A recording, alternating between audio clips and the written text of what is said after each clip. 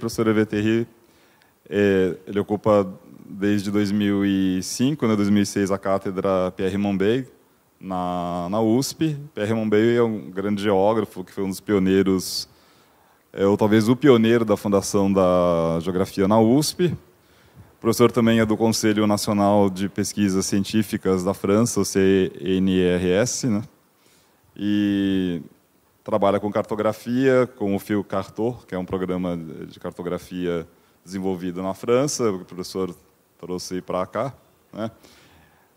Também o professor Hervé faz parte do Laboratório de Geografia Política da USP, onde a gente tem um debate, também tem um envolvimento com o laboratório. E, bom, uma honra, a gente agradece muito pela sua presença. São os dados que eu lembro do decor de sua trajetória. Então, o que eu vou apresentar é isso aqui, que é o Atlas do Trabalho Escravo no Brasil, que é um trabalho que nós publicamos alguns anos atrás e saiu, afinal, pelos Amigos da Terra, porque a OIT, que nos pediu fazer esse trabalho, queria, por razões políticas e de impacto, que saísse via uma OCIP. Então, isso foi interessante pelo impacto, que foi razoável, mas complicou um pouco a nossa vida, que eles queriam escolher o momento certo, o que fez um pouco atrasar o trabalho, mas depois explico a circunstância.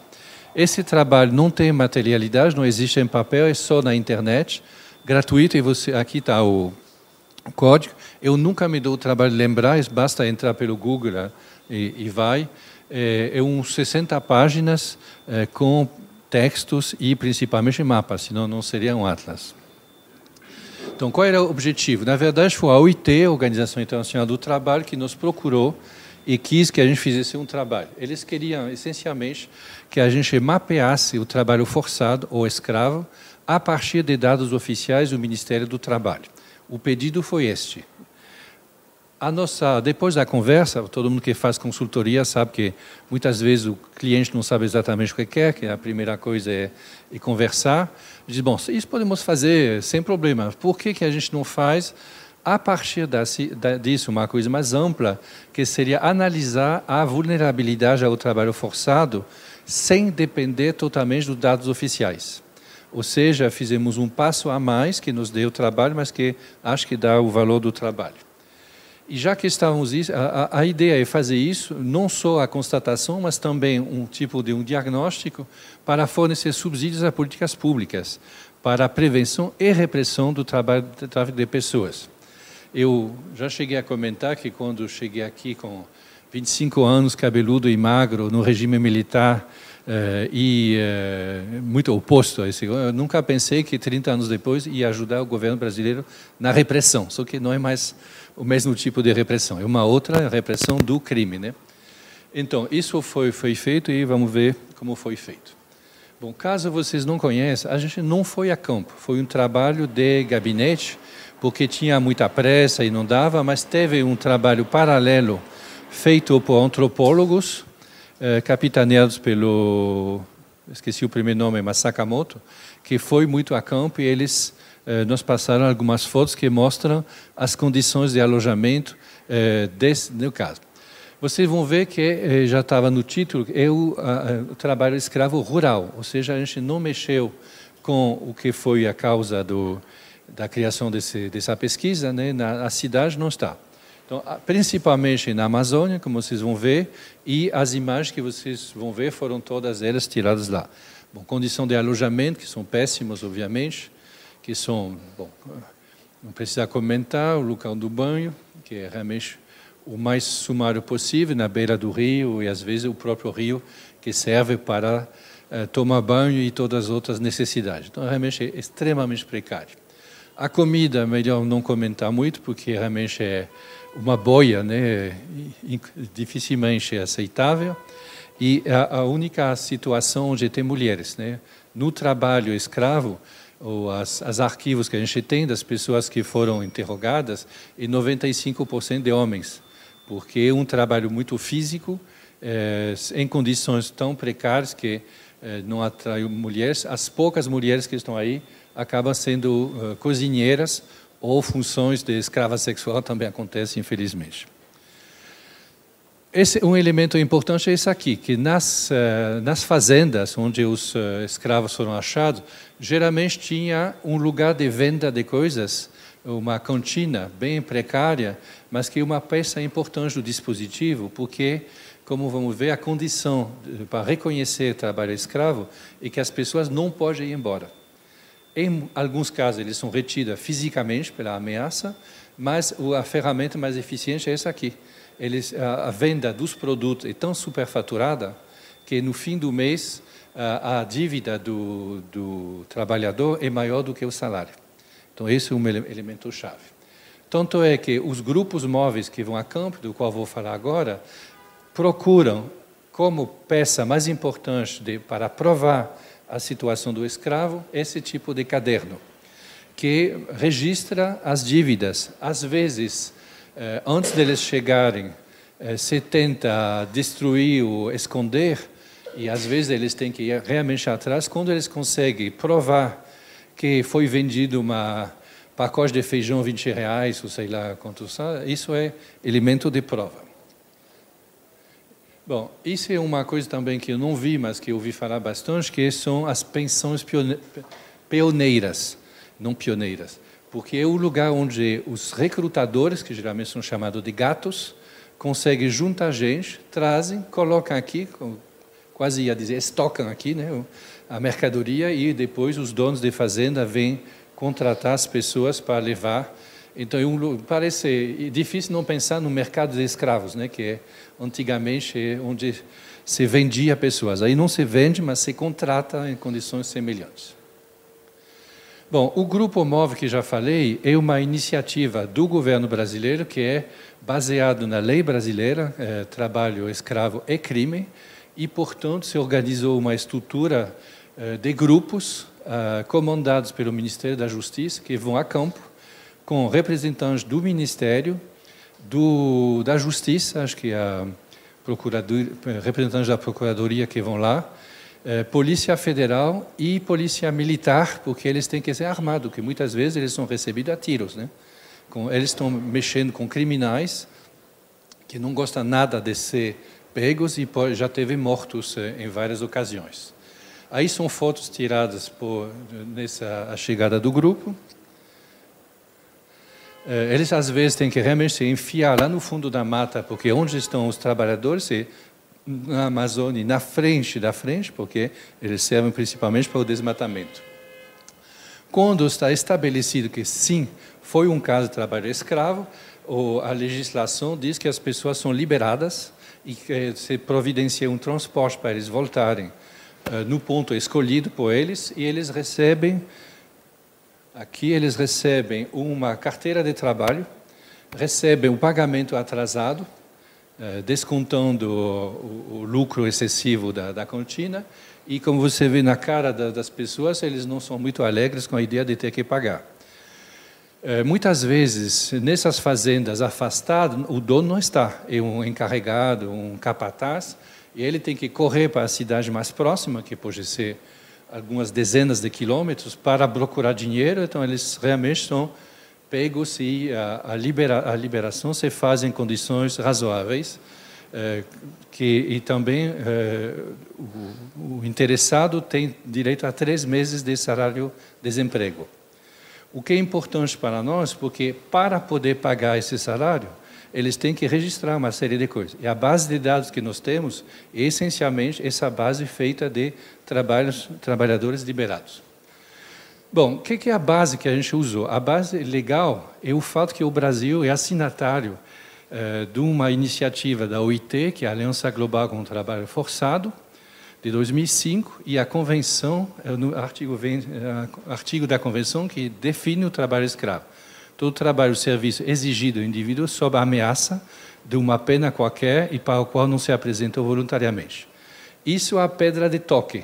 Se não tem essa definição, não é trabalho escravo. Por pior que sejam as condições de alojamento, de salário, pode ser dramático, e tem condições dramáticas, mas se o interessado pode dizer, não quero mais, vou embora, não é trabalho escravo. Bom, então, portanto, é concluído de maneira involuntária, a maior parte do tempo, o trabalhador é enganado, tem promessas que não se realizam e ele descobre tarde, quando ele já está no meio da Amazônia, que ele não vai ter as condições prometidas. Tem a restrição da liberdade pessoal pela coação ou a dívida, por isso que poder provar que foi vendido, produtos foram vendidos acima do preço é importante. Também não pode, por lei, vender instrumento de trabalho, tem que ser fornecido. Mas aí o facão, a foice, essas coisas são vendidas, então isso também é um delito. Não pode ser fundido com salários baixos ou condição precária de trabalho, o que eu acabo de dizer. E é uma grave violação dos direitos humanos e isso faz com que a Organização Internacional do Trabalho, que é internacional, possa se meter em assuntos internos do Brasil. O que esses gringos vêm fazer aqui? Pode, porque o Brasil assinou. Então, isso abre uma possibilidade de intervir no Brasil, como em todos os países do mundo. Eles trabalham também em casos semelhantes no Iêmen, na Somália. Tem lugares onde a escravidão ainda existe e praticamente nas condições antigas, ou seja, o escravo é propriedade do dono, que não é o caso aqui. Bom, um dos problemas é que essa repressão que eu mostrei, que é bastante eficiente, é fundada em denúncias. Então, se não tem alguém para dizer, você bem que deveria olhar tal fazenda, capaz que tenha trabalhado escravos, o mais forte tem trabalhado escravos, os grupos móveis não podem ir a campo. Então, eles dependem dessas denúncias. Bom, o que nós fizemos? A gente usou fontes oficiais com a ideia de ver, além dessa base de dados que já tinha, o que daria suporte. Então, o Ministério do Trabalho, Comissão Pastoral da Terra, IBGE e tal, fazer uma análise sistemática e estruturada dos dados estatísticos, fazer mapeamento técnico e análise fatorial, não vou entrar nos detalhes, para ver se a gente conseguia, a partir dos casos conhecidos, relacionando os casos conhecidos com estatísticas mais gerais, ver se teria condições similares para determinar região de probabilidade de trabalho forçado. Não teve denúncias, não foi liberado ninguém daqui, mas as condições são tão semelhantes com as condições dos casos conhecidos que nós pensamos que tem risco sério de ter trabalho escravo aí. E também, já que estamos nisso, a gente fez uma análise das regiões de onde vinham os escravos, os trabalhadores escravos, para fazer, determinar as regiões de aliciamento, para aí na perspectiva de fazer campanhas de informação. Cuidado, vem gente aí fazer promessas, mas não é bem como as. Bom, isso aqui são mapas. Originalmente o pedido do OIT era só isso, queria 3 mapas, porque na base de dados que tinha na época 23 mil nomes, se não me engano, que hoje tem mais de 40 mil, tem um bando de dados que são coletados simplesmente para poder pagar o salário de desemprego, mas que contém informação interessante sobre a escolaridade, sobre a idade, sobre o sexo e tal, e para nós 3 dados regionais. 1, lugar de nascimento, naturalidade do trabalhador. 2, domicílio atual, ou seja, onde eles querem receber os 3 meses de salário e de onde foram resgatados. A 4ª aqui não é da mesma fonte e a Comissão Pastoral da Terra corresponde com essa. Se você vê que o lugar de nascimento dos trabalhadores é praticamente o Brasil inteiro, mas com uma alta concentração nos confins do Nordeste e da Amazônia. Os lugares de nascimento são muito mais concentrados, porque as pessoas foram liberadas, na verdade, ao longo do eixo do desmatamento, principalmente, e voltam atrás para regiões que não são os seus lugares de nascimento, os lugares onde eles pensam passar um tempo para tentar fazer uma nova vida em condições melhores.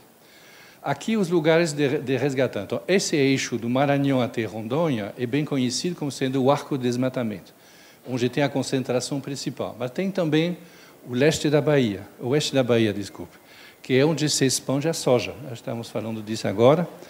Tem lugares também no Goiás, mas a concentração é aqui. Denúncias da CPT são mais numerosas, por isso que os círculos são maiores, mas nem todas foram verificadas. Esses aqui são casos constatados de onde os trabalhos foram tirados. Então, fazendo uma outra representação cartográfica, isso seria a mancha negra da concentração maior, que aí destaca bem esse espaço, com alguns lugares secundários.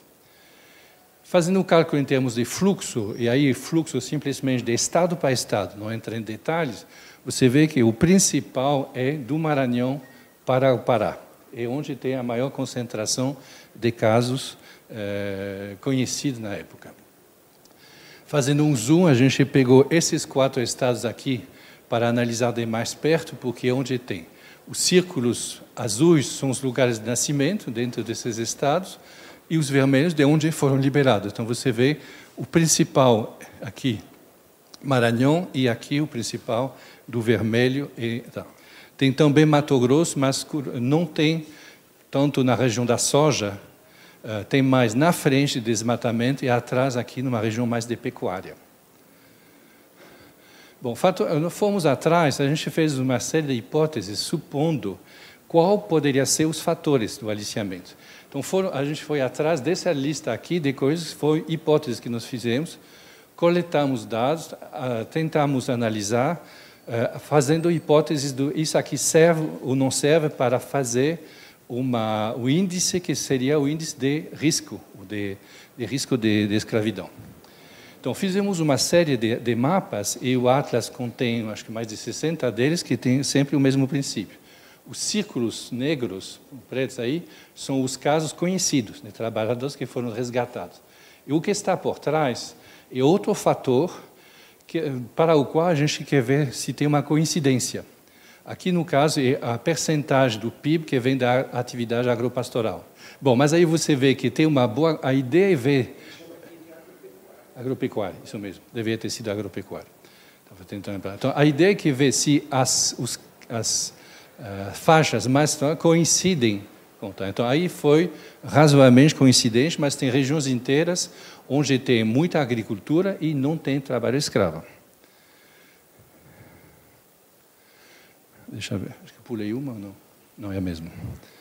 Aqui é uma coincidência inversa. É aí o PIB per capita e coincidente não com o lugar de resgate, mas lugar de nascimento. Você vê que quanto mais pobre, mais escravos tem, mais pessoas, mais lugares de nascimento que depois viraram escravos. Ou seja, ele sai da região pobre, uma evidência, mas isso aqui ajuda a provar. Aqui a relação com a taxa de homicídio.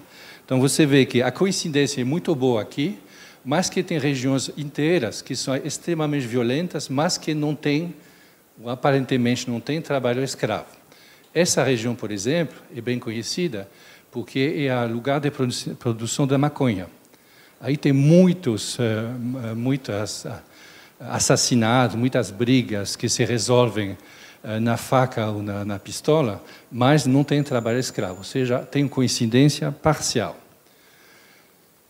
Aqui é um mapa que foi censurado, porque a gente fez algumas análises e a gente até cruzou com o resultado das eleições. E a coincidência entre lugar de nascimento das pessoas que viraram escravos depois e eleitores do Lula é extremamente alta. E a OIT diz, não faça isso. Você quer que a gente seja expulso do país? Não vai dizer que quem é eleitor do Lula é escravo, que é escravo é eleitor do Lula. Diz, não, a gente tem coincidência, no sentido exato, coincidência, incide no mesmo lugar. Bom, mas a gente tirou.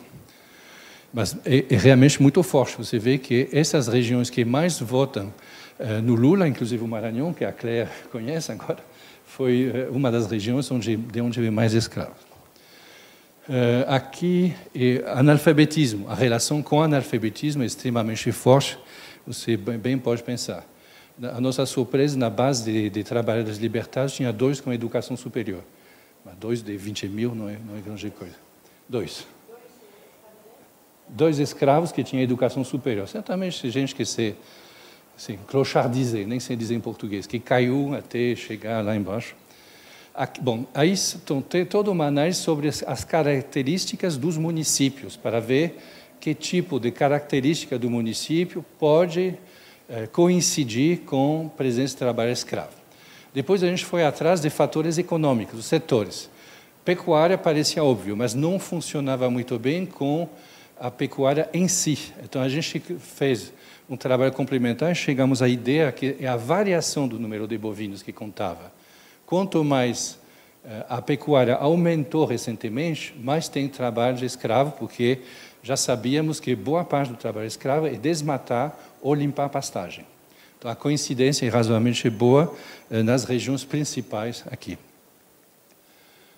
Opa, desculpe.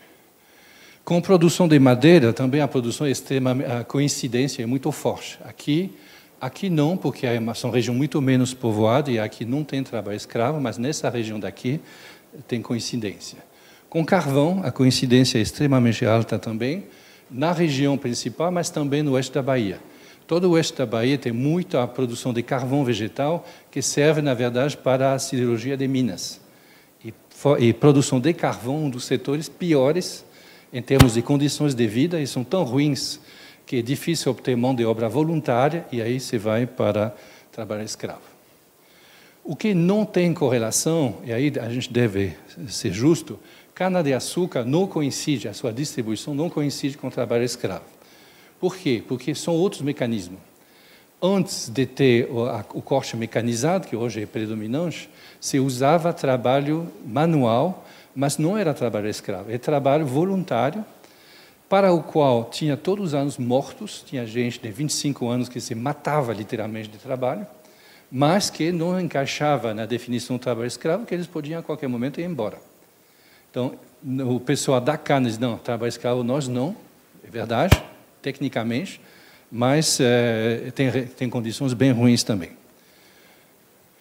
Produção da soja também não coincide muito. Você vê que a região principal da escravidão é aqui, não tem. A soja foi avançando do sul para o norte, hoje está principalmente em Mato Grosso e Piauí, Maranhão, mas não na região principal.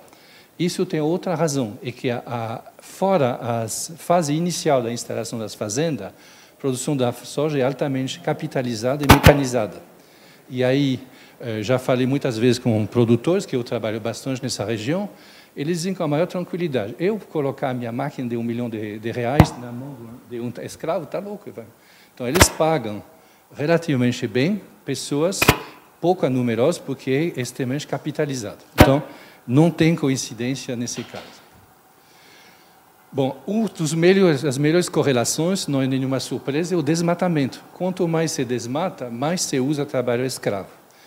Nas tarefas mais difíceis e desagradáveis, por exemplo, as pessoas são chamadas para fazer o primeiro desmatamento com a foice, para limpar, para dar acesso a especialistas que vêm com motosserra, que usam a motosserra e derrubar uma árvore de 40 metros na direção certa é um trabalho especializado. Aí não tem escravos, são pessoas melhor pagas. Mas pessoas que entram primeiro, normalmente de chinelo, sem proteção nenhuma, com foice, em matagal, com cobras, com aranhas e tal, são os trabalhos escravos. Bom, depois nós fizemos um trabalho sobre, a gente acho que vasculhou uns 60 variáveis, ficamos com 27, que era a que dava o melhor resultado e que classificamos. Você vê que na nossa lista inicial, 1 e 2 era voto Lula e Alckmin, um positivo e um negativo.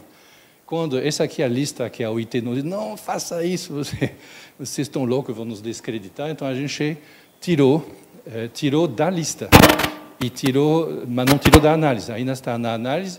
E quem prestar atenção, se você vê a lista publicada, começa com o número 3. Então a gente fez questão de dizer, tiramos porque tinha que tirar por razões diplomáticas, mas ainda está aí.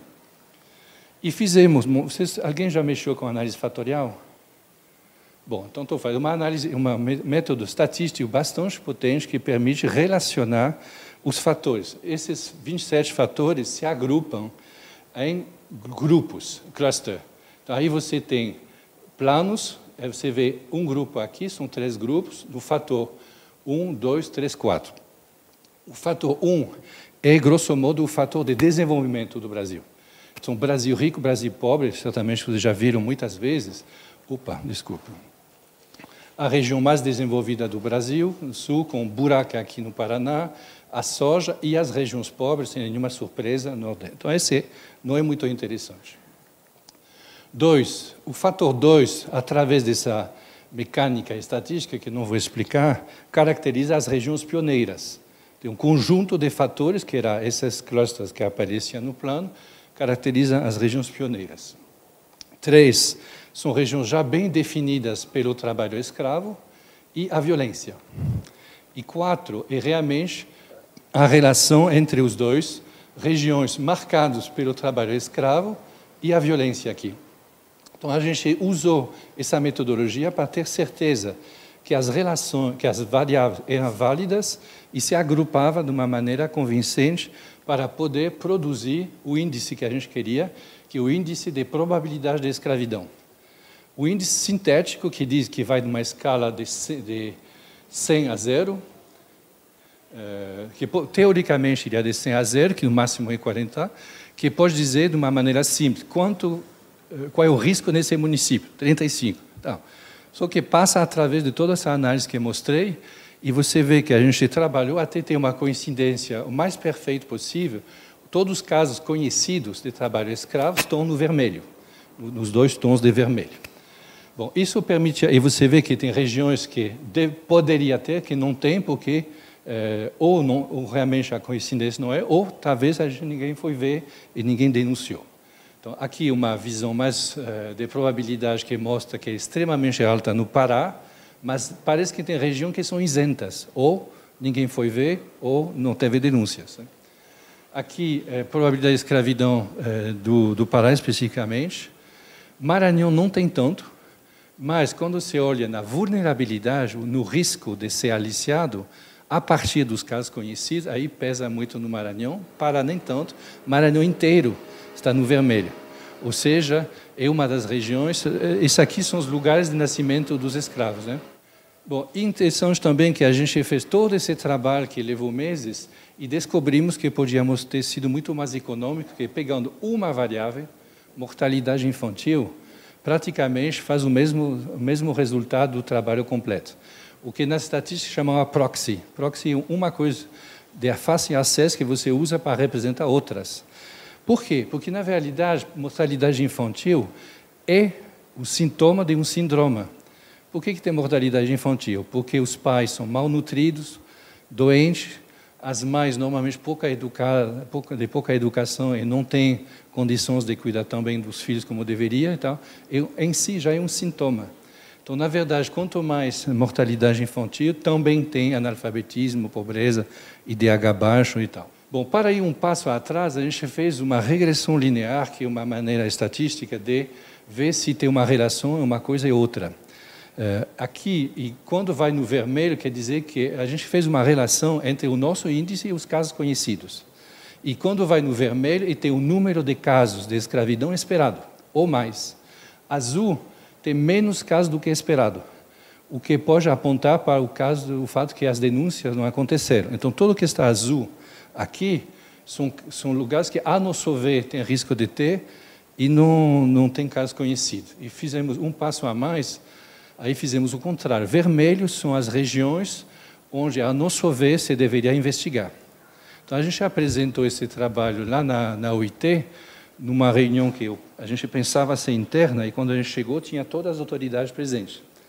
Então, o Ministério, a Polícia Federal e tudo. Então, apresentamos e fomos até aí. Dizemos, desculpe a petulância, mas somos acadêmicos, mas estamos dizendo que, bem que você pode ir lá. Eles não disseram nada, fizemos trabalhos, eles fizeram muitos elogios, ficamos contentes, e uma senhora que estava presente, bem franzinha, bem pequenininha, que era a chefe dos grupos móveis, disse, pena, eu acabo de mandar minhas equipes a campo, se tivesse visto esse mapa, eu teria mudado. Porque eles fazem na base das denúncias, né? Bom, aí teve um episódio que durou bastante, porque fizemos o trabalho em 2006 e 2007, sem o dados de 2007. E a publicação demorou, porque a OIT quis colocar na mão de uma OCIP, a OCIP diz, vamos esperar um momento estratégico. E nós ficamos, bom, e aí? Os dados vão envelhecer, como que faz? Então, a gente conseguiu os dados de 2007, depois de 2008, que eu vou mostrar depois, e a gente, será que a gente refaz todo o trabalho? Não, vamos fazer uma coisa mais decisiva. Vamos jogar os dados mais recentes dentro do nosso índice que foi feito sem eles, para ver se funciona. E você vê que todos os dados de 2007 caem tudo no vermelho, inclusive aqui em Mato Grosso do Sul. E isso aqui eu posso dizer que é o nosso resultado, porque a gente, no nosso mapa, aparecia risco sério no Mato Grosso do Sul. E o pessoal dos grupos móveis, nunca fomos a Mato Grosso, a gente nunca pensou que tivesse lá. Foram e acharam, esse ano, 2 fazendas de mais de 1.000 trabalhadores escravos. Até hoje, não sei como que você esconde 1.000 pessoas numa fazenda, mas foi o caso. Em 2008, a mesma coisa, você vê que aí apareceram alguns casos aqui que a gente tinha apontado. Então, claro que a gente não pode superestimar a nossa influência, mas eu gosto desse caso porque é um trabalho acadêmico de gabinete que teve rebatimento numa política pública e, aparentemente, teve algum efeito.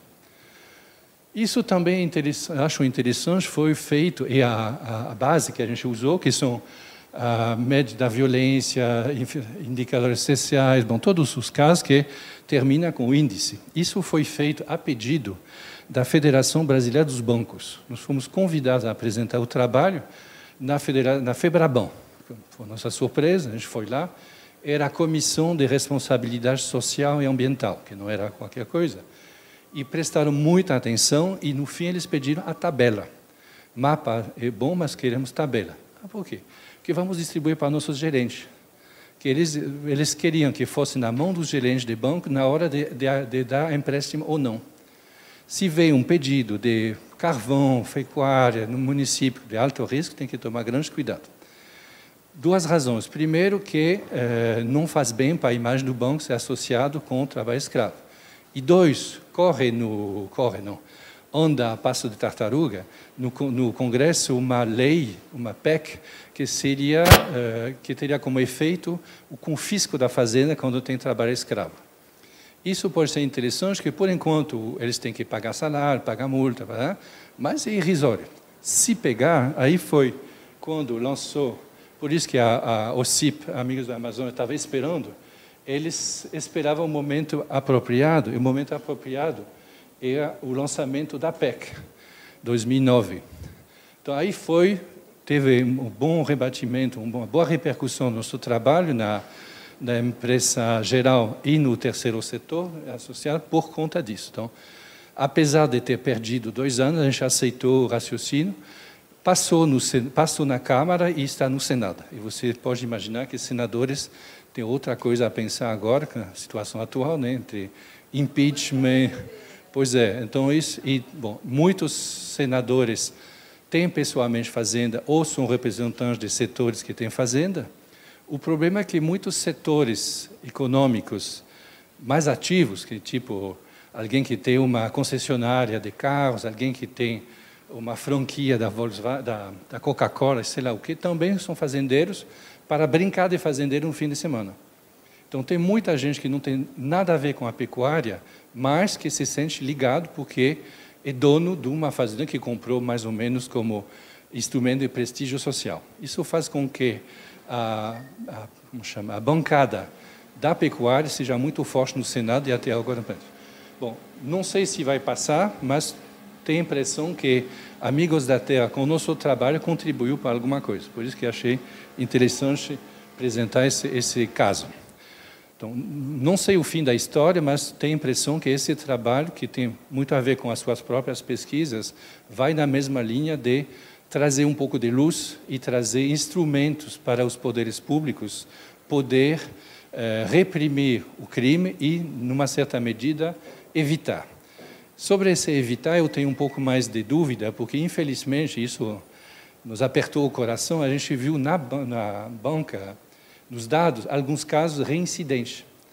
Então, o cara, por ser enganado a primeira vez, vai em condições péssimas, é liberado e volta para casa. E volta de novo para ser escravo, dessa vez sabendo. Então, você imagina, vocês viram as condições, privação de liberdade, comida horrível e tal, mas é melhor do que eles deixam para trás. Então, senão ele não iria de novo, né? Então, isso faz com que considero que, para um país avançado, publiquei recentemente um livro chamado Brasil, País Emergido. Eu considero que não é mais um país emergente, tem muita coisa boa, mas tem algumas manchas na imagem do Brasil, e essa aqui é uma das piores. Não deveria ter, num país como o Brasil, esse tipo de situação. Era isso. Agora, perguntas, estou à sua disposição. Me dão licença de sentar. Obrigado, nós somos entre colegas, então Não precisa. É o seguinte, o que eu andei também por esses lugares um pouquinho e eu senti falta de ver a associação dessas questões com as empresas vinculadas. Porque, por exemplo, ali aparecia a Brasilândia, no finalzinho, no Mato Grosso do Sul, que é uma região de expansão da produção de celulose, papel, Votorantim, outras empresas estão se expandindo muito ali. E, com certeza, elas têm algum vínculo com essas fazendas, com essa questão aí dos 1.000 trabalhadores envolvidos no trabalho escravo. E, assim, esse mapa da responsabilização das empresas seria como se fosse um fechamento com chave de ouro do seu trabalho, que já é tão importante. Aí também Ulianópolis, no Pará, né, é uma região próxima à mineração, de impacto da mineração, e tem toda a questão do carvão envolvida, a Vale ali, fortemente comprometida também com essas questões. Então, fazer essa associação com as empresas seria um trabalho muito importante, e elas têm toda essa obrigação de responsabilidade socioambiental, e, por sua vez, isso que você mencionou, hoje em dia o Banco Central já há um tempo vem discutindo uma lei de responsabilização, corresponsabilização dos bancos que financiam, que autorizam empréstimos para essas grandes produções. Eles também são corresponsáveis por impactos ambientais e ações como essas relacionadas a trabalho escravo e outros tipos de irregularidades. Então, a sociedade tem que ficar muito atenta a essas questões. Então, eu queria ver se depois do seu trabalho isso tudo foi fechado de uma outra maneira pela OIT, enfim, OIT. Realmente é um setor onde se usa muito, porque é um trabalho braçal, de pouca qualificação, onde se precisa muita mão de obra. Então, não tinha me passado pela cabeça, mas vale a pena olhar os municípios mais atingidos e olhar um por um, os principais, com a atividade dominante. Então, pecuária, carvão, essas já tinha apontado, mas celulose não tinha pensado, acho que talvez seja uma explicação, porque para usar 1.000 pessoas de uma vez, isso cheira realmente a um trabalho maciço, que parece bastante com as campanhas de reflorestamento. Então, é bem provável. Então, isso não fizemos, mas dá para ser um prolongamento do nosso trabalho, para dar nome aos bois, né? Eu sei que o ISA fez um trabalho similar sobre o Parque do Xingu. Está desmatado perto do Xingu. De quem é a terra? Não sabemos. Então, o ISA chamou assim o trabalho. Agora, qualquer queimada, eles podem dizer, não, isso está queimando na terra do fulano. Então, isso faz parte de um trabalho que poderia ser feito, que não temos pensado agora, mas ajudaria. Pode ser eficiente, porque essas corporações um pouco maiores são muito sensíveis à sua imagem social. Então, começa a sentir que as coisas apertam, eles podem modificar o seu comportamento. O problema, eu acho que não sei se foi o caso da OAS aqui, geralmente os casos piores não são dentro da própria empresa, mas de subcontratores, os subcontratores do subcontrator. Tanto faz, é responsabilidade deles, a mão de obra do empreendimento inteiro, do banco. Então, os Amigos da Terra têm uma campanha de vários anos, de uma lista negra e uma lista branca, e tem algumas empresas que se esforçam para sair da lista negra, se eles estão, ou para poder dizer na sua propaganda, não nós temos nada a ver com isso, não temos culpa. Então, é isso uma alavanca que podia ser usado. Porque se você pega o gato, o capataz da fazenda, ele não está nem aí, né? Ele faz isso porque ele precisa, para cumprir os objetivos que o dono deu, segurar a mão de obra. Se não consegue segurar voluntariamente, recorre ao crime que nós estamos analisando. Se vem de cima a ordem, não faça isso, o cara não fará, mas acho que essa pressão tem que ser top-down. Nós fizemos uma coisa muito de baixo para cima, mas a pressão tem que ser contrária. Então, a PEC ajudaria, mas sem esperar a PEC já tem como pressionar pela imagem da empresa. Se é que você pode dizer de quem é, né? Isso é uma pesquisa em si.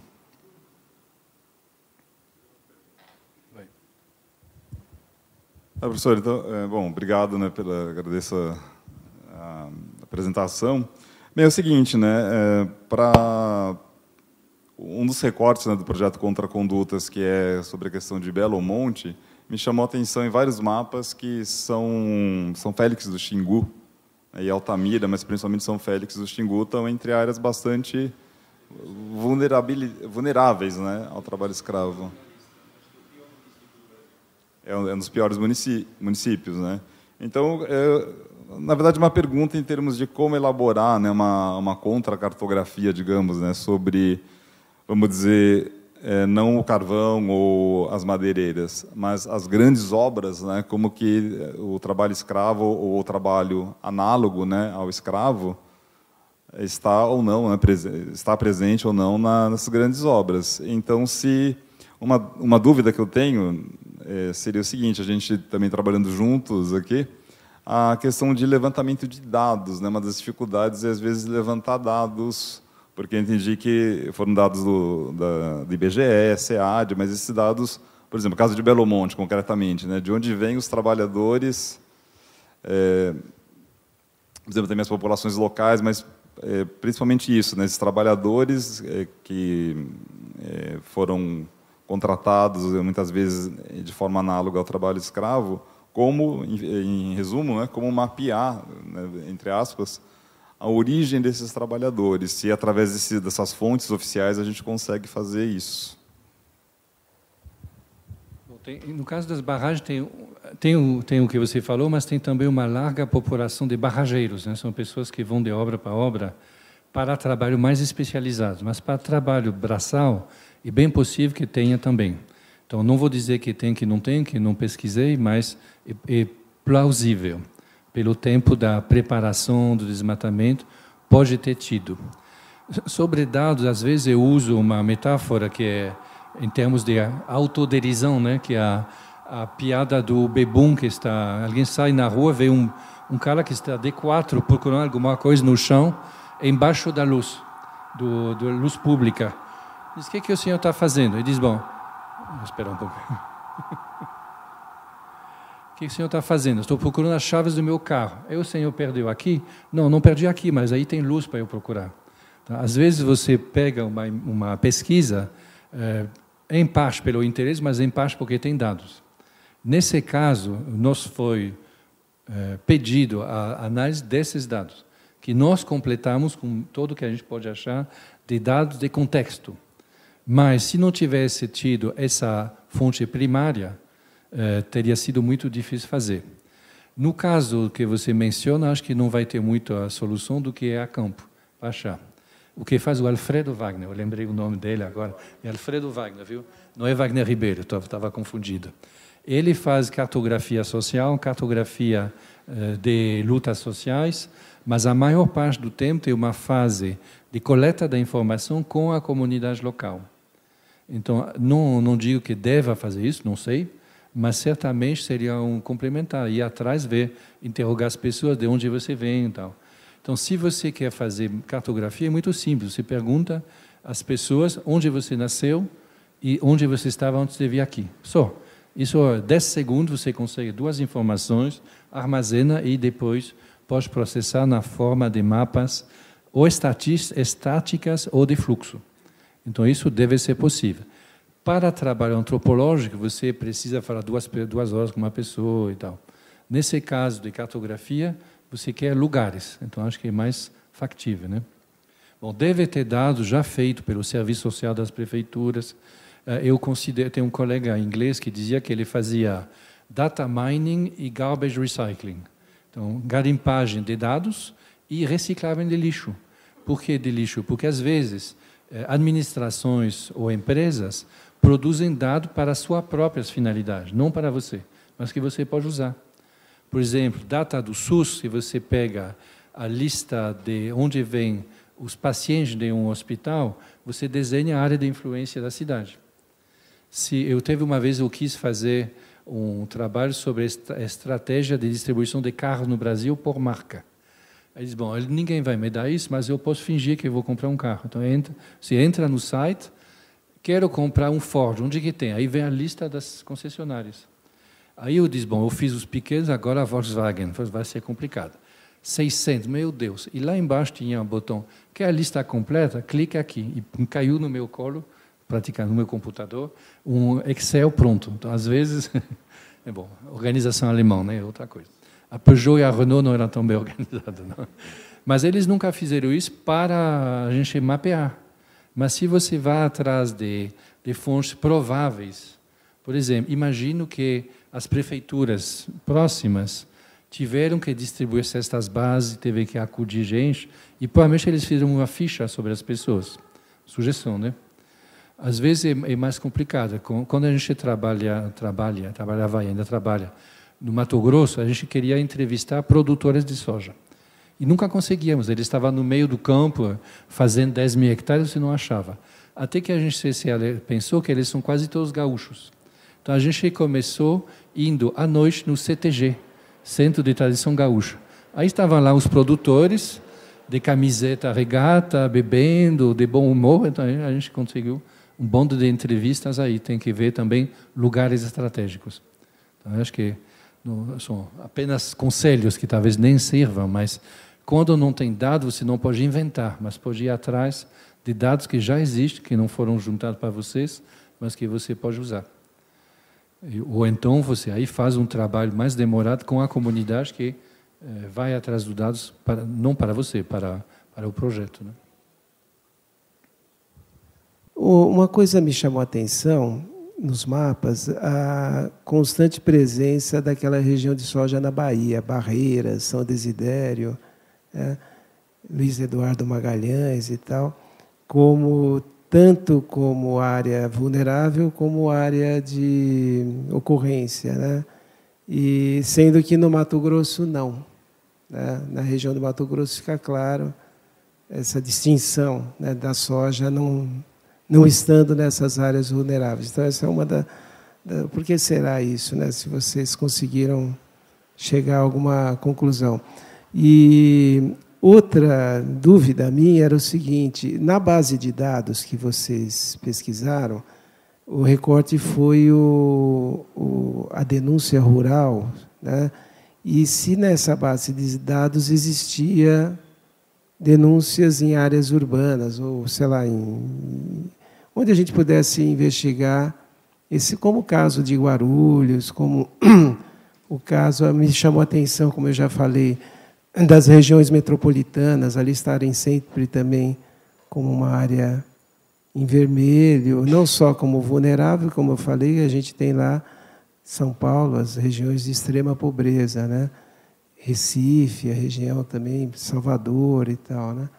Então, se a gente consegue, ou se vocês tiveram acesso, tinha na mesma base de dados essas coisas ligadas a obras urbanas. Sabe que eu não lembro, porque, de qualquer maneira, se tinha, a gente tirou, porque o pedido era escravidão rural, ou então a OIT tirou antes de nos passar, não lembro. Mas, de fato, a gente não olhou porque era fora do trabalho a ser feito. Não vejo por que não teria, deve ter na base, porque a lei é a mesma, não tem uma lei rural, uma lei urbana. E provavelmente deve ter também dados de polícia, né? Porque são os casos conhecidos, certamente são registrados. Teve um tempo que eu era diretor de uma instituição de pesquisa que fez, entre outras coisas, um atlas da criminalidade na França. Eu fiz uma brincadeira com os autores, vocês fizeram um atlas da criminalidade incompetente. Porque criminalidade competente que não foi pega pela polícia, não foi para a justiça, não está no seu atlas. Então, aí seria o mesmo caso. A gente faz um trabalho com os casos conhecidos. Mas mesmo assim, no urbano tem muitos casos denunciados. Então, e as pastorais deve ter levantamentos, nem que sejam parciais. Exaustividade não vai ter, mas eu diria a mesma coisa que eu falei para o Paulo, vá atrás de quem junta informação, não para te agradar, mas porque por profissão. Sobre o oeste da Bahia, sim, eu também vi, porque é uma região que chama a atenção, ela é meio ilhada, né? Ela é fora do principal, mas é uma região de conquista mais recente. Então, acho que se tivesse tido a mesma lei Mato Grosso nos anos 80, provavelmente teria tido mais, porque tem uso de trabalho braçal na fase inicial, de limpeza Normalmente eles compram pasto, né, degradado, raramente eles usam diretamente a floresta. No caso do oeste da Bahia, é cerrado. Aí o desmatamento pode ser feito praticamente inteiro com foice e machado. Então, é por isso que usa mais gente. Então, acho que tem uma defasagem no tempo e também um tamanho menor de empresas. Os que plantam, eu visitei e fiz um bilhete no meu blog sobre um empreendimento agrícola, não posso chamar uma fazenda, de Mato Grosso, que tem 250 mil hectares de propriedade, no qual cultiva quase 450 mil em 2 colheitas. Então, isso é altamente capitalista. Máquinas de colheita, eles compravam nos Estados Unidos, mas são pequenas demais, agora comprando da Ucrânia. Então, esse é de alto investimento e esse não usa nada de trabalho escravo hoje. Bom, mas já tive conversas, agora eu estou dando armadilhas com produtores. O que você produz? O cara responde soja primeiro, depois de milho, depois algodão e tal. E de vez em quando a gente temos um pouco de arroz. É? Onde que você faz o arroz? Bem, não é na fazenda principal, é naquela outra que comprei lá. Que o arroz é o marcador do desmatamento. Que desmata, o ano seguinte você planta arroz para dar comida para a população local, mas principalmente que o arroz é extremamente fechado e ele impede o crescimento do rebroto. Então, quando você vê arroz, já é suspeita que é desmatamento recente. Então, porque esses produtores que já consolidaram no centro da região estão lá nas margens tendo. Geralmente eles têm 2, 3, 4 fazendas. Então, aí nessas fases iniciais, sim, tem trabalho escravo. Eles gostam de mostrar a parte já consolidada. A soja começou no Rio Grande do Sul e foi subindo para o noroeste até Mato Grosso. Aí abriu como se fosse um Y, tem outro eixo que vai cruza todo o oeste da Bahia, sul do Maranhão, sul do Piauí. E tem alguns casos também na Amazônia, perto de Santarém, porque a Cargill antecipou o asfaltamento da 163 e fez um porto para receber o fluxo de soja que viria pela estrada, só que nunca foi asfaltada até hoje. Não duvido que nos anos que vêm ela vai ser. Aí o porto ficou sem alimentação. Aí eles abriram uma possibilidade, um bando de gaúchos foram para lá e plantaram soja perto de Santarém, principalmente nas terras que foram da Fordlândia. Fordlândia já tinha desmatado todo, não servia mais para nada, então foi. Então a gente foi lá, analisou e o primeiro dia disse, bom, acabamos de chegar, não conhecemos nada aqui. Pensamos no hotel, disse, tem um restaurante aqui? Sim, tem uma excelente churrascaria na frente. Churrascaria de quem? De gaúchos. Tá bom. Então já tinha a minha fonte de informação para falar com os produtores.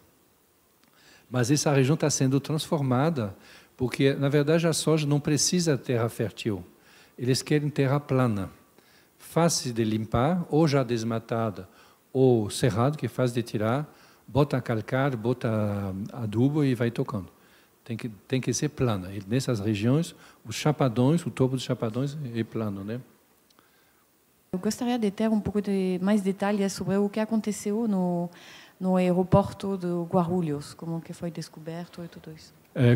Quando tem denúncia e que o grupo móvel está lá, os trabalhos não precisam fugir, eles são levados de volta. Por isso que tinha na foto do ônibus.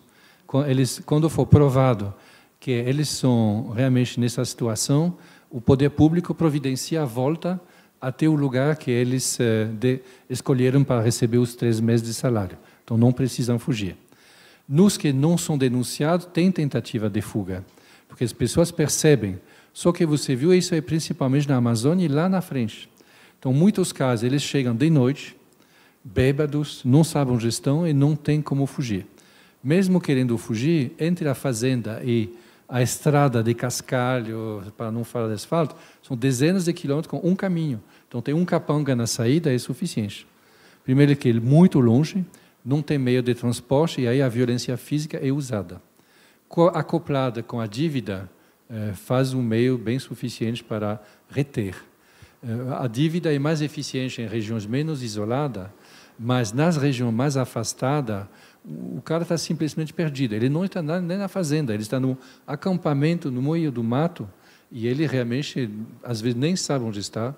Se souber, seria muito complicado fugir. Então, aí um caso realmente de total isolamento.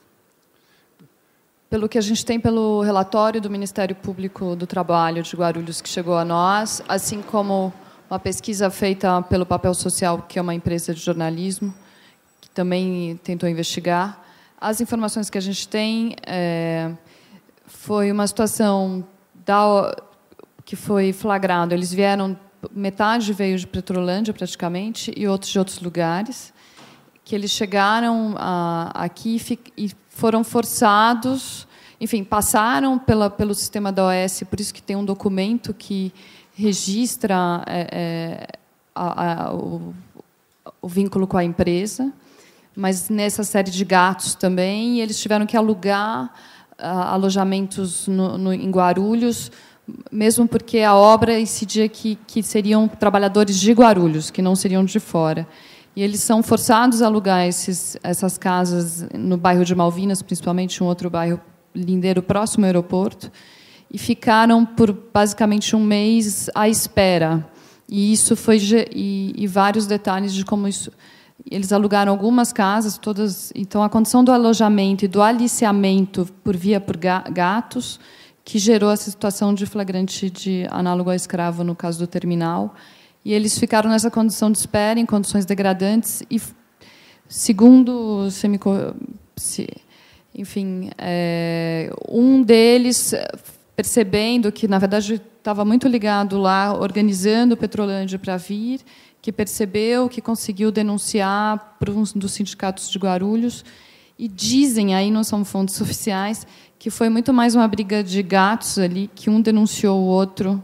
Foi uma briga desses intermediários, dos aliciadores, entre eles, que fez então a denúncia. Não tem nenhum romantismo, assim, tem uma situação. Isso a gente também está investigando agora com mais cuidado essas informações. E isso que dispara então o Ministério Público ir lá e esse flagrante. Carol, você quer complementar? Como complemento, que também nós sabemos é que, em Petrolândia, esse aliciamento se deu em uma agência de turismo. Petrolândia fica no interior do Pernambuco, mas bem para o sertão. E, então, também tem essa relação. Eles vieram a partir, ou se inscreveram, essa agência de turismo que organizou a vinda deles. O que aconteceu foi o seguinte: nesse período que eles ficaram, de mais de 40 dias, em 3 alojamentos, 3 casas, 111 trabalhadores, que foram os libertados. 111. O que se sabe é que, acho que a denúncia ela aconteceu antes da OAS efetivamente contratá-los, porque no processo de contratação você tem uma série de exames admissionais e processos que precisam ser realizados. Enquanto tudo isso acontecia e eles estavam nessa casa, nessas poucas casas sem condições de alojamento, vários trabalhadores, colchões no chão, dívida no bar vizinho para poderem se alimentar, enfim. Mas o fato é que acho que o Ministério Público, como já tinha denúncia, ao que parece, ele agiu corretamente, aguardou a contratação oficial da OAS. Então, o flagrante se deu justamente pouco tempo depois da OAS efetivar a contratação desses trabalhadores. Por isso que, no relatório, já existe esse documento com todos eles contratados. Portanto, eles vieram para trabalhar na construção do Terminal 3 de Guarulhos, mas não chegaram a entrar no canteiro para trabalhar. Eles não chegaram a trabalhar, porque, quando eles foram oficialmente contratados, no momento que eles iam efetivamente iniciar o trabalho, é o momento em que se dá o flagrante. Eu queria complementar as duas sobre o papel dos gatos, né? Gatos é un chat em francês, mas é o intermediário. Eles têm um papel fundamental. Eles que vão no lugar de aliciamento, no Maranhão, principalmente no caso rural, mas aqui, interior de Pernambuco, eles vão lá, conhecem as pessoas, conversam, fazem amizade, bebem com eles e começam a convencer. Se não fosse eles, não teria tráfico, porque eles que conseguem a confiança e levam. Vou te levar lá, vai ser bom. Junta um grupo de homens, vão todos juntos fazendo farra e, quando chega lá, eles entregam para fazendas, minerações e tal. Interessante é que o trabalho do Sakamoto, que foi feito, antropológico, ele foi falar com trabalhadores libertados, gatos, capatazes e tal. E ele disse, eu estou apenas repetindo, que os escravos não têm ódio pelos gatos, porque os gatos estão com eles. E também muitos deles são ex-escravos. Então, eles, depois de um tempo, conseguem entender melhor, oferecem os serviços, então sabem falar com as pessoas. Não, eu mesmo fui lá, não é tão ruim assim e tal. E quando descobrem a situação, os trabalhadores não têm, no que fala o Sakamoto, ódio, porque o gato fica junto. Muitas vezes ele não tem nem ódio para o capataz da fazenda, que também é outro trabalhador. Todo mundo fala mal do dono, que está lá morando em São Paulo, em Brasília, sei lá onde. Eles conseguem, aos seus próprios olhos, se considerar vítimas, mas nem tanto. Então, eles conseguem manter um certo grau de autoestima. E, para o sistema, a coisa-chave é que eles não têm ódio. Senão, eles seriam se rebelar. Eles são 1000 pessoas, podiam acabar com a fazenda em 2 tempos, né? Então, eles podiam facilmente explodir, fugir, tá? Mas não. Eles ficam porque eles foram levados pelo lado afetivo, enquanto isso comem, estão com outros. Tem todo um lado assim não monetário que, se não em termos de luta de classe, não deveria existir há muito tempo, né? Então tem um antropólogo francês que chama de paternalismo cordial. Ou seja, as pessoas se submetem às coisas porque vai pelo lado afetivo. Como está o seu filho, se quiser eu dou um remédio para seu filho, tal, que faz com que o cara não perceba tão claramente que está sendo explorado praticamente nas piores condições possíveis. Não, mas o fulano é simpático, eu vou dar uma ajuda. Então, isso as classes dominantes do Brasil, desde a escravidão, a primeira, histórica, dão um jeito de manter pessoas muito mais numerosas, que podia facilmente acabar com eles, numa subordinação através de métodos que mistura violência, afetividade, simpatia, pequenos presentes, né?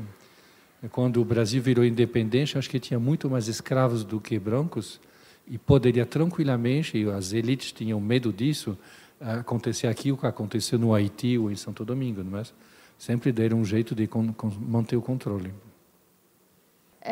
Eu queria um comentário seu, já o que eu fiquei pensando durante a apresentação, porque o senhor fez o ato do trabalho escravo, e aqui na escola o fato é de um trabalho análogo a escravo. E o que me ocorreu é que talvez o termo análogo acaba ocorrendo porque essas denúncias acontecem no meio mais urbano, portanto, na contratação tem uma certa burocracia que acaba não se configurando como escravo, mas na descrição do trabalho em si são bem semelhantes às condições. Então, eu queria que o senhor comentasse um pouco de como, legalmente, essas duas definições são vistas. Não é a mesma, é só preguiça. Eu deveria dizer cada vez trabalhadores trabalhando em condições similares ao trabalho escravo. Então, aqui a gente acaba dizendo escravo por facilidade. E temos respaldo, porque a lei, a convenção, diz que esse trabalho pode ser assimilado com o trabalho escravo. Uma diferença fundamental é que o escravo era a propriedade do dono, que não é o caso. Então, por isso que eles foram atrás de um outro critério, que não é, como já falei 2 vezes, não é condições de vida, é o fato que não pode sair. Então, isso que faz a pedra de toque, pode ou não pode sair, aí qualifica como trabalhador em condições... Então, mas é mais fácil de escravos, chama mais a atenção. A campanha mundial usa essa palavra, mesmo sendo não totalmente adaptado, para chamar a atenção. Né? Mas você tem razão. Essa é uma aluna que chamou a atenção do professor, é novidade. Mas não. Mas nessa questão, eu caracterizo no trabalho escravo essa questão de não poder sair.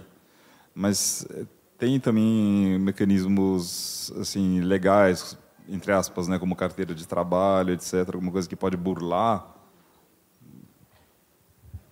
Isso é o crime principal, mas além disso tem uma série de infrações. Não tem carteira, não respeita a lei sobre material. Os caras estão desmatando de chinelo, bom, isso estão violando uma série de outras leis. O grupo móvel vem atrás do trabalho escravo, mas eu mostrei na foto, eles constatam que não tem carteira, fazem carteira na hora, eles aproveitam a passar limpo uma série de outros delitos. Esse aqui é um crime. Então, aí, eles vão atrás desse, mas tem uma série de crimes menores e de delitos também. E quem está já cruzando a linha vermelha para ser, não tem muita dúvida de fazer também outras. Uma coisa que chamou a minha atenção, você viu que eles também, no caso da OAS, desfizeram a promessa de contratar gente de Guarulhos. Que dentro das condições o aeroporto seria construído com mão de obra local. Então eles trouxeram gente de Pernambuco, alugaram uma casa, então essa é outra coisa. Eles também estavam violando outra regra que não deveria. Mas são bandidos, né, praticamente. Então eles também quando chega a Polícia Federal vem junto e vê se as armas que os capangas têm são legais. Todas elas são ilegais. Então eles não recuam na frente de outros delitos. É simplesmente o carro-chefe que permite chamar a atenção. Você tem alguma comparação internacional para saber onde se pode colocar o Brasil? Se esse fenômeno é mais importante nesse país ou não? Eu não sei, mas o OIT sabe, porque eles têm uma campanha mundial. Eu sei de leituras da imprensa, que eu leio o que os jornalistas escrevem, né, que tem casos bem piores na Corne de l'Afrique. Na ponta da África, porque aí no Iêmen, na Somália, na Eritreia, ainda tem escravidão à maneira antiga. Mas eles têm muitas campanhas e certamente nos relatórios deles você vai achar informação sobre as campanhas que eles têm nos vários países. Em termos de número, o Brasil deve ser um dos piores. Eu não tenho, no artigo mais recente que lhe mandei, tem o dado até 2012. Mas deve ter na casa dos 40 mil pessoas agora, que passaram nessas listas. Os que foram provados escravos. Ninguém pode dizer quando é a realidade, mas eu não me surpreenderia ser pelo menos o dobro. Porque o que não foi denunciado e constatado, eu citei o exemplo de Mato Grosso do Sul, quando eles começaram a olhar para lá, acharam milhares. Então isso deve ser, em termos numéricos, um dos maiores casos do mundo, mas eu estou chutando. Tem uma leve tendência brasileira a dizer sempre o maior do mundo, então tem que tomar com cuidado, mas checando é capaz que seja. Na Mauritânia tem muitos casos também, os descendentes dos mouros árabes, desde séculos, tinham escravos trazidos à força da África Negra, e parece que não está completamente desaparecido. Sobre as áreas que fornecem de vulnerabilidade, né, que você citou, que são as fornecedoras potenciais de mão de obra de análogo à escrava, né? Embora a pesquisa tenha se pautado no mundo rural, você acha que a gente poderia extrapolar isso como um caso, como áreas fornecedoras gerais? Eu tive a experiência em 2009, numa construção em Minas Gerais, eu estava acompanhando uma construção para a Vale, em Minas Gerais, e era um momento de boom de emprego no país, né? E a obra atrasava porque faltava a empreiteira local, a construtora local, dizia que não tinha mão de obra, não tinha mais onde buscar, e prometeram ir buscar na Bahia, né? A obra era perto de Belo Horizonte, né? E, de fato, trouxeram alguns trabalhadores da Bahia e tal, né? E então a gente sabe que parte desses trabalhadores são de baixa qualificação, né? Outra parte não, mas então a pergunta seria: será que esse mapa das áreas vulneráveis, que são as áreas potenciais fornecedoras, a gente pode extrapolar para o Brasil todo, para as outras formas de escravidão? É bem provável que eu mexo sempre com dados nacionais e sempre deponto que os mesmos lugares somos sendo os mais pobres do Brasil, e sempre Maranhão, Piauí, interior da Bahia, norte de Minas, né? Coincide mais ou menos com o polígono das secas, porque historicamente tem uma série de razões. Maranhão é o pior, porque tem mais gente e as oligarquias de lá, há dezenas de anos, para dizer mais, decidiram que para resolver o problema da tensão era mandar os pobres para fora. Então, eles favorecem a saída.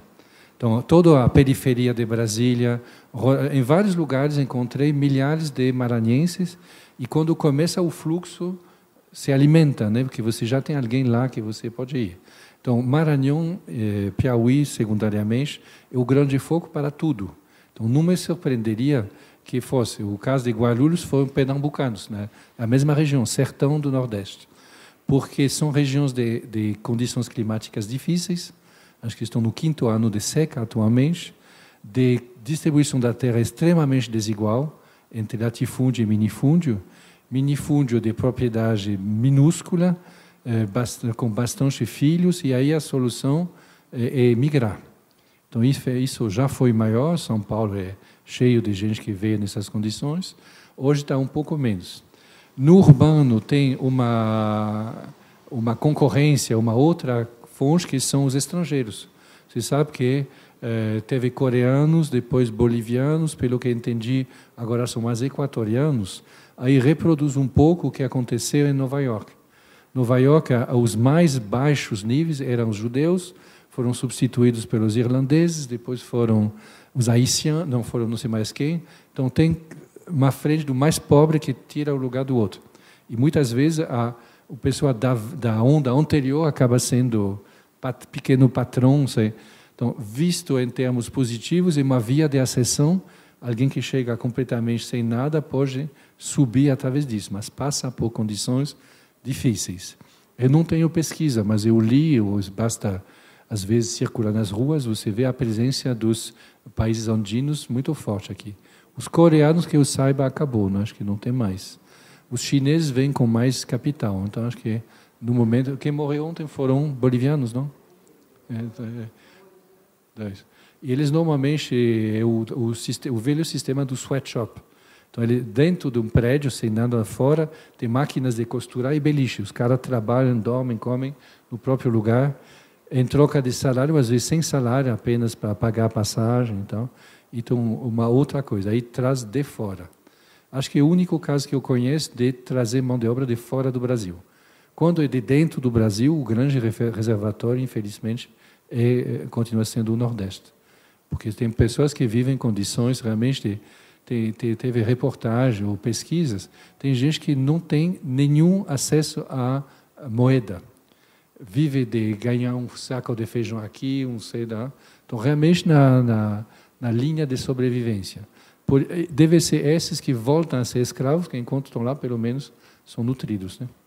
Não vou dizer que tem cama, comida e roupa lavada, que você viu as condições, mas comem e estão com companhia de gente da mesma idade, né? Isso, um colega meu que trabalhou na China diz que na China é assim. Xangai é cheio de ateliês assim, de confecção, que vem do interior da China. Nos vilarejos não tem mais, só tem velhos, crianças e mulheres. E os adolescentes morrem de tédio porque eles querem ir embora. Primeira ocasião, eles se mandam, vão para Xangai, aí alguém gentil os acolhe, dá um beliche, eles ficam com os colegas, trabalham o dia inteiro, de som a som, mas com companhia. E não ganha nada, não tem salário. Mas, quando eles querem voltar para o vilarejo, aí o dono dá dinheiro para ele poder voltar lá de moto nova e tal. O fato de poder sair do lugar, ter companhia de gente da mesma idade, se beneficiar da cidade e poder voltar com a cabeça erguida é suficiente. Isso faz salários que estão lá embaixo, né? Mas, de novo, é o mesmo sistema que foi de Nova York, de Londres, antigamente. Isso, início da Revolução Industrial, cria esse tipo de coisa. Geralmente, na confecção, nos calçados, nessas coisas mais de baixo nível tecnológico. Então, sugiro vocês convidar o Sakamoto, que, além de uma larga experiência no trabalho, em geral, fez um trabalho paralelo do nosso, pelo lado antropológico, entrevistas. Ele conseguiu entrevistar trabalhadores, gatos, capatazes e até alguns donos. Então, ele conseguiu, alguns donos que tinham sido condenados, mas por que você usou o trabalho escravo? Então, não viu o resultado, mas a pessoa da IT que passou, que pediu, disse que é um trabalho extremamente interessante. Complementar do nosso. O nosso é complementar dele, o dele é o nosso, né? Porque ele que foi retransmitido, talvez eu esteja deformando, mas pelo que entendi, insistia muito nessa relação interpessoal. Porque em termos racionais, não deveria existir, né? Não... Agradeço o convite. Aqui devolvo o bastão para vocês.